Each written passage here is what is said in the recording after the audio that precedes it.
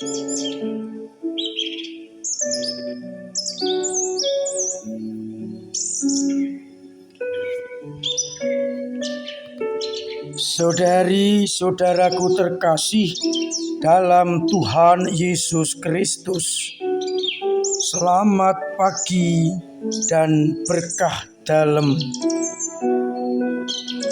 Kita berjumpa kembali dalam renungan harian Selasa 5 September 2023. Seperti biasa, bahan permenungan kita dasarkan pada bacaan Ekaristi hari ini. Bacaan yang pertama melanjutkan bacaan kemarin, surat Paulus yang pertama kepada umat di Tesalonika bab 5 ayat 6, dilanjutkan ayat 9 sampai 11. Paulus menegaskan kepada kita bahwa kita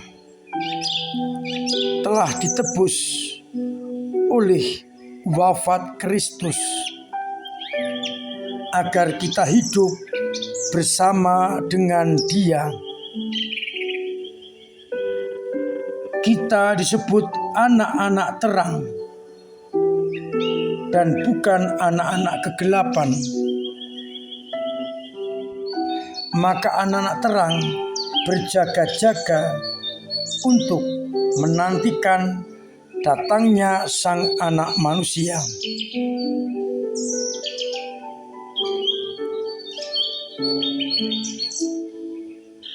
Hendaklah kita saling menasihati, saling membina, saling mencintai. Sedangkan pada bacaan Injil dari Injil Lukas bab 4 ayat 31 sampai 37, Yesus menjalankan programnya dengan menyembuhkan orang yang kerasukan setan. Dengan kata-kata bijak, diam, keluarlah daripadanya. Maka roh jahat itu keluar dan sama sekali tidak menyakitinya. Membuat orang-orang takjub dan berkata satu sama lain, alangkah hebatnya perkataan ini. Dengan penuh wibawa dan kuasa, Ia memberi perintah kepada roh-roh jahat dan mereka pun taat lalu keluar. Saudari-saudaraku terkasih dalam Kristus, baik bacaan yang pertama maupun bacaan yang kedua, kita dihadapkan pada dua sisi. Bacaan yang pertama berbicara soal anak-anak terang dan anak-anak malam atau kegelapan. Injil berbicara mengenai kuasa roh Yesus Kristus dan roh jahat dari iblis. Kita disadarkan oleh Santo Paulus bahwa kita adalah anak-anak terang yang berjalan bukan dalam kegelapan, melainkan dalam cahaya. Maka seharusnya anak-anak terang hidup dalam cahaya kebenaran yang dibawa oleh Yesus Kristus.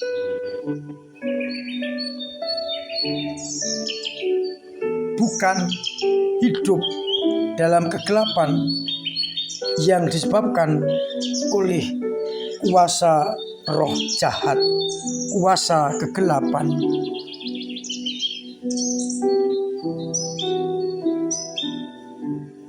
Saudari-saudaraku terkasih,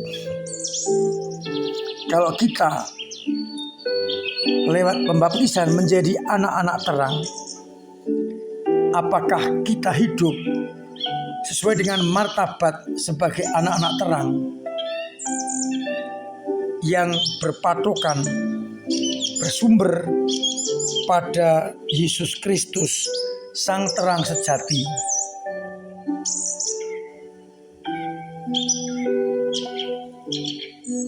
Dan itu harus kita renungkan, yang kita buktikan dengan tindakan kita. Apakah hidup kita berdasarkan atas sabda dan kehendak Yesus, ataukah kita masih dikuasai oleh kegelapan yang disebabkan oleh roh-roh jahat?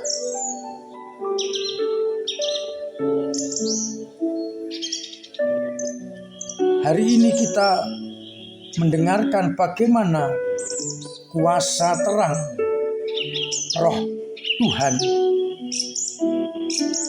mengalahkan roh kejahatan.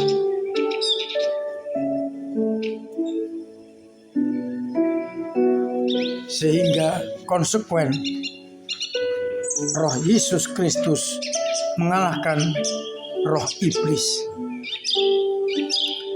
Bagaimana dengan kita yang memiliki martabat sebagai anak-anak terang? Dalam hidup kita, apakah kita juga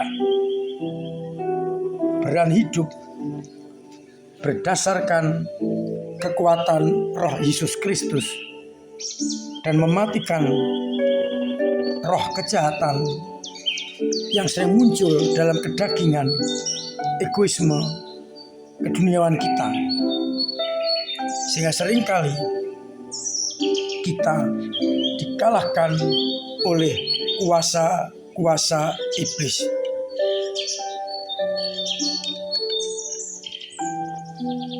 Maka menjadi pertanyaan permenungan kita sebagai anak-anak terang, apakah kita sudah hidup menurut sabda dan kehendak Yesus?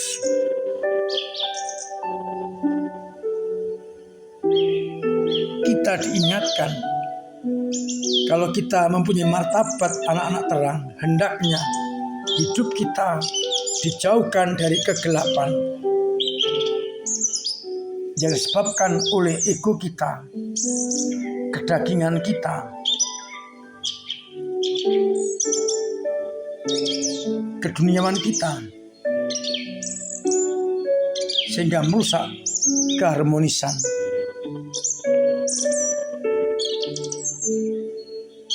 Sebaliknya, hendaknya kita mengikuti, mendasarkan tindakan kita pada sabda Tuhan yang menjadi pegangan bagi anak-anak terang. Karena terang mengalahkan kegelapan, seperti Yesus mengalahkan roh jahat, demikian pula seharusnya anak-anak terang ini mengalahkan anak-anak kegelapan. Sehingga kita hidup selalu berdasarkan sabda dan kehendak Yesus.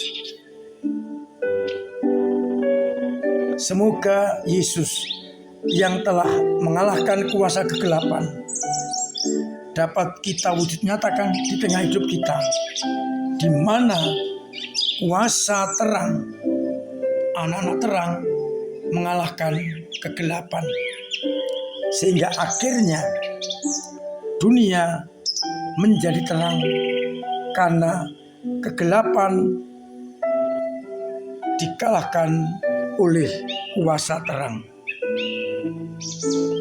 Mari bersama-sama kita perangi kegelapan dan kita tempatkan terang di tengah-tengah dunia ini, agar akhirnya setiap orang yang melihat terang itu juga menjadi terang bagi sesama.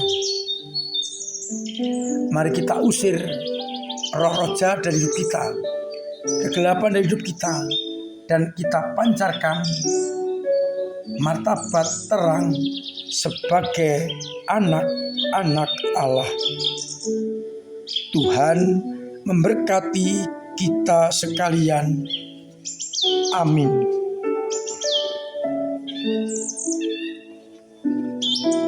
Marilah kita berdoa.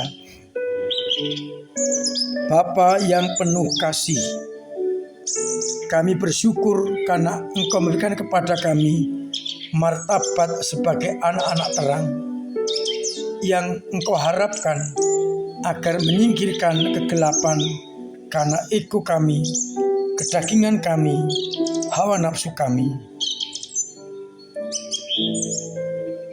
Semoga kami Kau bantu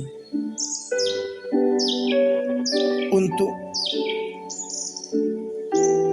menyatakan terang itu di tengah-tengah masyarakat, agar akhirnya iman kami semakin diperkembangkan.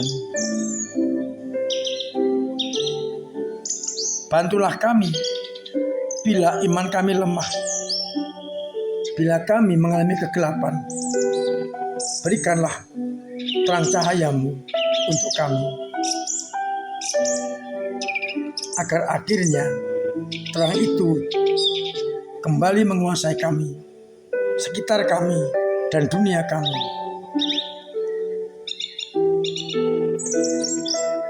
Bantulah umat-Mu yang sakit dengan kesembuhan, yang punya beban berat Engkau ringankan, yang punya persoalan Engkau urai, dan yang persoalan ekonomi Engkau bantu, agar akhirnya tetap mereka berjalan tetap dalam kuasa cahayamu dan meninggalkan kegelapan. Untuk itu ya Bapa, sertai kami dengan berkat-Mu, Bapa dan Putra dan Roh Kudus. Amin.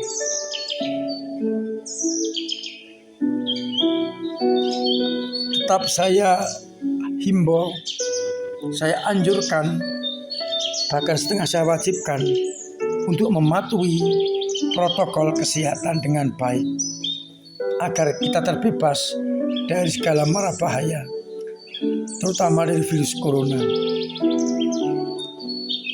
agar akhirnya kita semua sehat. Saya masih mengingatkan hari Jumat tanggal 8 jam 6 sore kita akan memuncaki perayaan ulang tahun gereja kita dengan perayaan Ekaristi syukur. Dilanjutkan dengan pengumuman pemenang, pembagian hadiah, dan ramah-tamah sederhana. Saya ingatkan tanggal itu masih ada lomba terakhir, yakni menghias tumpeng yang harus dibawa ke Mandala Geraha paling lambat jam 5 sore, karena sudah dinilai dan diumumkan setelah misa.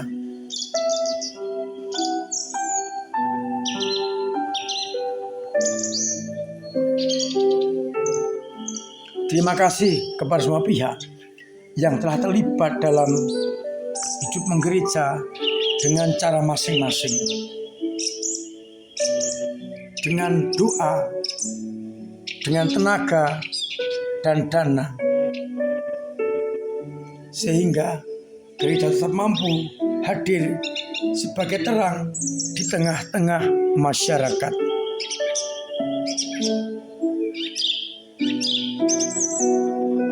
Kita mohon rahmat Tuhan agar kita dimampukan untuk rendah hati mensyukuri ulang tahun gereja kita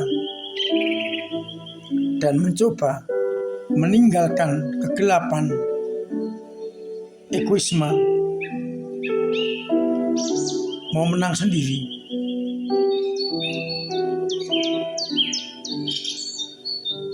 agar akhirnya sungguh kita semua bersatu, seorang akan yang lain. Akhirnya saya mengucap selamat pagi, selamat merenungkan. Salam sehat, Tuhan memberkati.